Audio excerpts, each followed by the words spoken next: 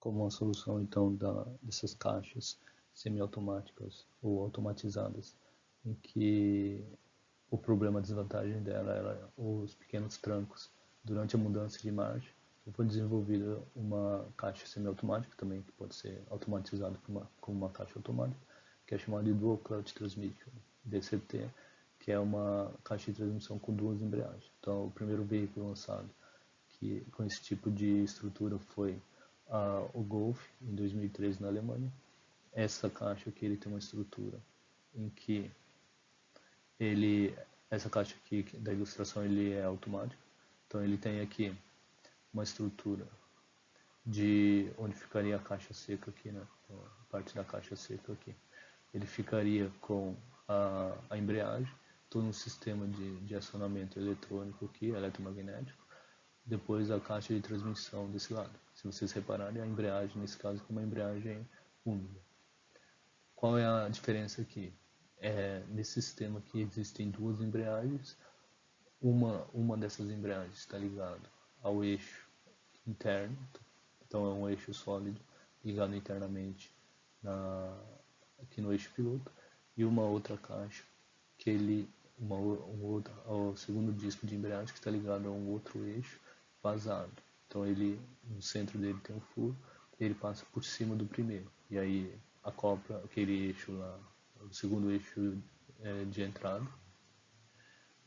Ele está acoplado a outros pares de engrenagem. Então existem engrenamentos de pares de engrenagem aqui do eixo interno do piloto ou do eixo de entrada e outros que estão ligados aqui ao eixo externo. Essa é a ideia da caixa com duas embreagens. Quando a gente trabalha aqui com o tipo de embreagem, então existe uma subdivisão aqui que normalmente se utiliza aqui abaixo de 300 Nm de torque máximo do motor. Normalmente a gente usaria uma embreagem seca por causa da energia em função do torque, e quando a gente utiliza mais de 300 Nm, então seria a embreagem úmida. E que eu precisaria refrigerar então com o óleo o óleo por causa da quantidade de energia gerada na fricção da embreagem. Vamos ver agora como é que funciona essa caixa de transmissão. Observando aqui o diagrama de uma caixa DCT, então, de forma ilustrativa aqui. Temos aqui a entrada do torque do motor e a saída do torque aqui no eixo de saída da caixa de transmissão. Então, na caixa seca, onde ficariam as duas embreagens. Essas embreagens podem ser molhadas ou secas, em função da carga então, que a gente viu do torque do motor. Então, isso aqui é a embreagem C1 e a embreagem C2 aqui desse lado. A embreagem C1 ele está ligada ao eixo piloto, que ele é sólido. Se vocês repararem aqui na representação da ilustração, então ele passa por dentro do outro eixo, e aí esse eixo aqui ele está acoplado nesse caso aqui a duas engrenagens livres, né, bobas, com um sistema de sincronização aqui. E aí aqui embaixo o par delas junto com o eixo de saída. A segunda embreagem, a embreagem C2, ele está ligado a um eixo vazado. Então o eixo, não é um termo muito técnico, mas só para vocês entenderem, um eixo oco, então com um furo interno, que ele passa por fora do primeiro eixo, que está ligado na embreagem C1. Então essa embreagem C2 aqui ele está ligado a um eixo vazado, e aí esse segundo eixo aqui também tem engrenagens acopladas. Essas engrenagens também podiam ser montadas sobre rolamento aqui, para não serem livres. Nesse caso aqui da ilustração, ele colocou o sistema de engate da marcha no eixo de saída. Podia estar aqui em cima também, dependendo da posição do trambulador só. Então, o par dessas duas engrenagens aqui está aqui embaixo, e aí de novo, saída do torque pelo eixo de saída da caixa de transmissão. Como é que funcionaria aqui o fluxo de torque? Então, vou imaginar aqui que eu quero engatar a primeira marcha. Vou ver a primeira marcha em função da distância aqui do eixo, das engrenagens aqui, do pinhão e da coroa, então da motora e da movida. eu vejo que aqui o pinhão ele tem um diâmetro, ou seja, o número de dentes muito maior do que o da coroa. Então, essa aqui seria uma relação mais longa, que eu estou buscando. Então, se eu olhar para essas linhas aqui, na hora de conferir, vocês podem sempre olhar, comparar pelas linhas aqui, vou ver qual dessas linhas que está mais para cima. Então, observando aqui, eu enxergo que esse diâmetro aqui, ou podemos pensar no raio, esse raio aqui, ele é menor do que esse daqui. Então, essa aqui seria uma relação maior do que 1. E no caso aqui, como essa linha aqui, ele está mais para cima do que as outras, então essa aqui seria a relação da primeira marcha.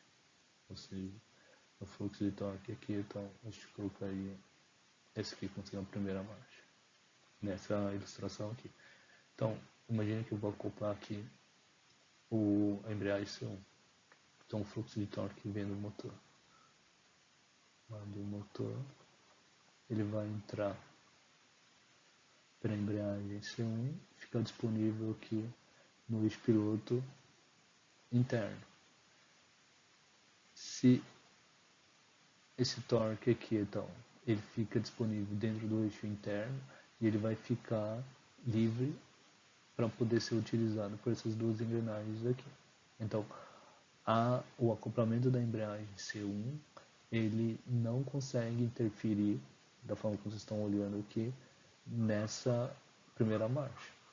Porque o fluxo de torque aqui, imagino que esses dois eixos que são montados sobre rolamentos, então eu não tenho transferência de torque do primeiro para o segundo, nem do segundo para o primeiro eixo. Então, o que eu preciso fazer aqui?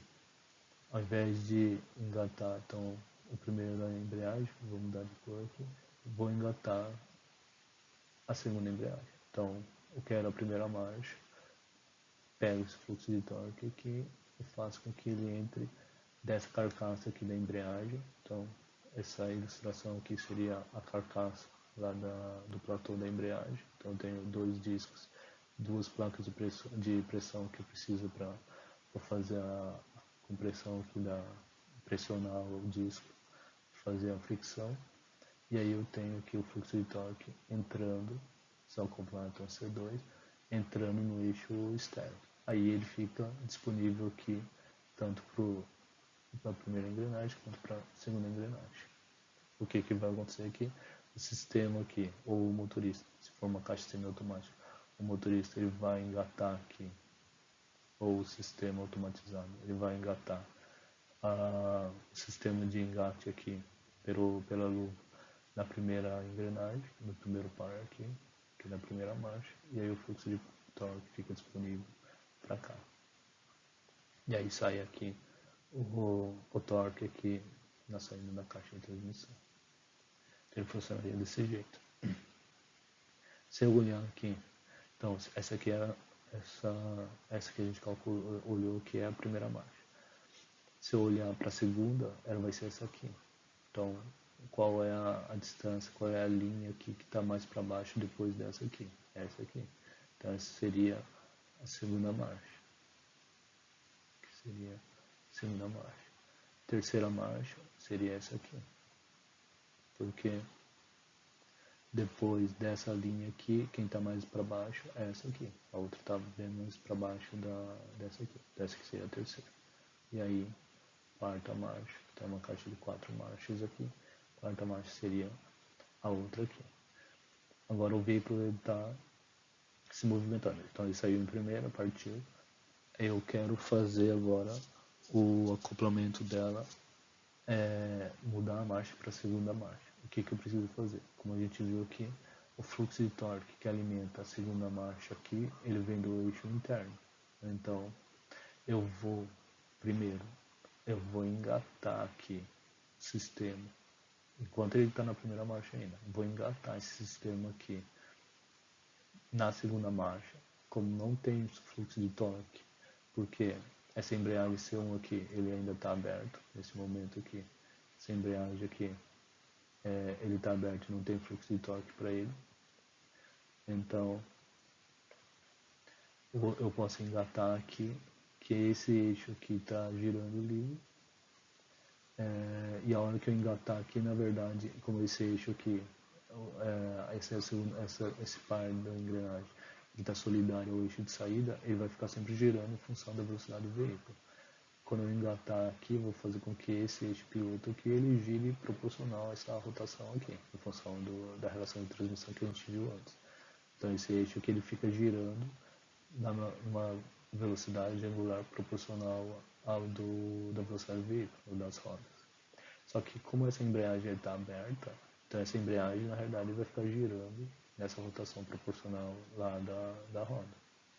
O que eu vou fazer agora? A segunda marcha está engatada, mas não tem fluxo de torque nela, e a primeira marcha está engatada, em que tem o fluxo de torque. Vou fazer com que o sistema ele desacople a primeira marcha ao mesmo tempo em que ele abre aqui a embreagem C2 e faz o acoplamento na C1. Então, qual que é a ideia? É de alternar entre os eixos aqui, o interno e o externo, as marchas. Então, a marcha par e ímpar. Então, da primeira marcha, enquanto estiver engatado na primeira marcha, faço a pré-seleção. Então, faço o pré-engate aqui da segunda marcha, desse lado aqui. E aí, quando eu for efetivar a entrada da segunda marcha, eu libero a embreagem em que o fluxo de torque está vindo nela, então eu libero, abro o C2 e fecho o C1. E aí depois desacoplo aqui o engate da primeira marcha. Fazendo isso, então, o fluxo de torque que vem do motor para a saída da transmissão, ele tem uma interrupção, o período de tempo que é interrompido esse torque é tão pequeno que o motorista quase não sente então a variação do torque, então ele não sente aquele tranco, que era uma reclamação comum daqueles veículos automatizados a partir da caixa manual. Essa é a ideia. Depois, mesma sequência, então estou lá na segunda marcha, engatado, faço a pré-engate aqui na terceira marcha, então faz com que o anel sincronizador, aliás, não tem sincronizador aqui, faz que o dog clutch aqui, desse sistema que ele engate na terceira marcha, como não tem fluxo de torque, porque agora o C2 está aberto, então, enquanto o C2 aqui estiver aberto, ele não tem fluxo de torque, eu posso engatar ele aqui. Então esse eixo externo aqui ele vai ficar girando proporcional à rotação do eixo de saída aqui. E aí depois, quando eu quero entrar com a terceira marcha, abro C1 e ao mesmo tempo fecho C2 aqui. Isso me faz com que eu ganhe tempo nas trocas de marcha, então o tranco seria bem menor. Essa é a ideia. E aí depois da terceira para a quarta e assim por diante, seguindo de forma alternada entre as marchas par e ímpar, e eu consigo fazer então essa redução do desconforto que o motorista teria. Para eu calcular a relação de transmissão da caixa de transmissão, segue a mesma ideia lá do que nós vimos antes no engrenamento contraposto, então nas caixas de transmissão de engrenamento contraposto. Então, por exemplo, aqui, em função do número de dentes. Então, se eu tenho a primeira marcha aqui, então Z1 desse lado aqui, Z2 aqui, então a relação da primeira marcha, ele seria o Z2 sobre Z1, como a gente viu antes lá no engrenamento contraposto, e assim por diante. Então, seria fazer a razão entre os diâmetros, raios, o número de dentes aqui do par de engrenamentos. Como é uma caixa de um estágio, então só tem uma única razão aqui. Se tivesse dois estágios, então ia multiplicar pela relação do segundo estágio aqui. Então, bem simples aqui o funcionamento dessas caixas com dupla embreagem aqui. Aqui estão algumas ilustrações de como podem ser montadas as caixas DCT, um pouco diferente daquilo que a gente viu antes. Então aqui a gente tem a entrada do torque no motor, aí as duas embreagens, então embreagem C1 aqui e embreagem C2 aqui. Nesse caso aqui, as marchas ímpares, primeira, terceira e quinta aqui, estão nesse eixo aqui, e as pares estão no segundo eixo. Então, da mesma forma, a primeira marcha, quando eu quero engatar a primeira marcha aqui, faço aqui, faço engate na primeira marcha, e aí depois acoplo aqui a embreagem C1. Então o fluxo de torque aqui ele sairá com a primeira marcha. Quando eu for mudar para a segunda marcha, eu, antes de fechar a embreagem dela, eu vou acoplar aqui, então a segunda marcha aqui, acoplo ela aqui, fecho essa embreagem e abro a C1. Então, se eu fizer isso, o fluxo de torque, então, ao invés de ir para cima, ele vai vir para baixo aqui, e aí sai com essa relação aqui. E assim por diante. Então, a terceira marcha de novo, engato primeiro a terceira, faço pré-engate na terceira marcha, abro aqui o C2, fecho o C1, e aí faço com que o torque vá alternando de eixo aqui para cima e para baixo.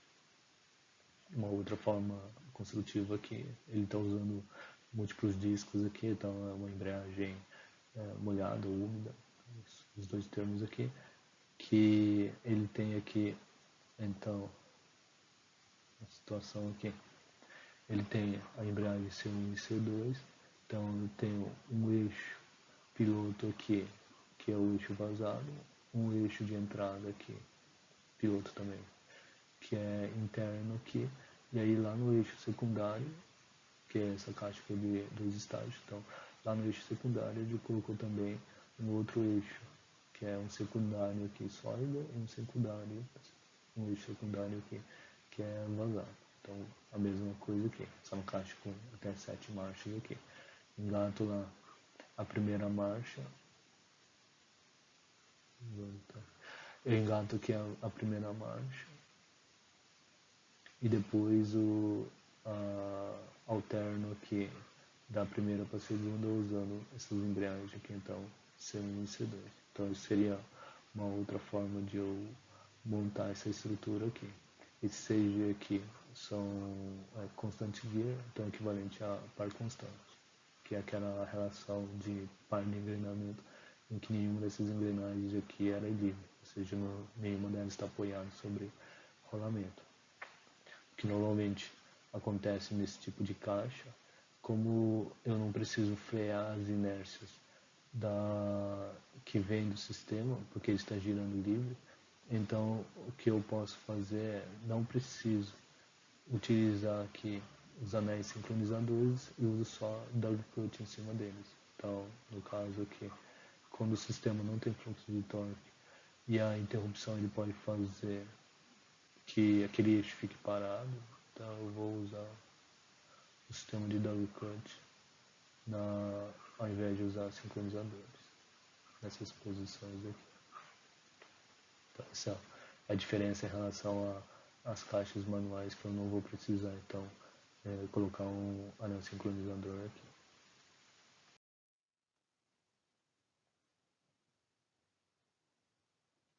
Então, uma ilustração em vídeo aqui do sistema com duas embreagens. Então, de novo, a embreagem úmida aqui, está imersa em óleo aqui, tem vários discos aqui dentro para fazer o acoplamento. Então, a primeira marcha aqui, ela está engatada, com fluxo de torque vindo para essa embreagem aqui, e aí o eixo interno aqui que faz a transferência. Ele engatou aqui a segunda marcha e mudou da primeira para a segunda embreagem. Então agora entrou no eixo externo, e aí do externo aqui ele veio a segunda marcha. Então ele fez o pré-engate agora da terceira marcha, e aí fez a troca de novo alternado aqui da embreagem. Engatou lá a segunda embreagem do lado direito e abriu a primeira do lado esquerdo. Pré-engate na quarta marcha, e aí depois a troca das embreagens de novo. Então, de uma forma bem rápida e sequencial, consigo fazer essa mudança das marchas sem ter aqueles trancos, ou com uma redução muito grande da interrupção de torque, então uma redução grande dos trancos.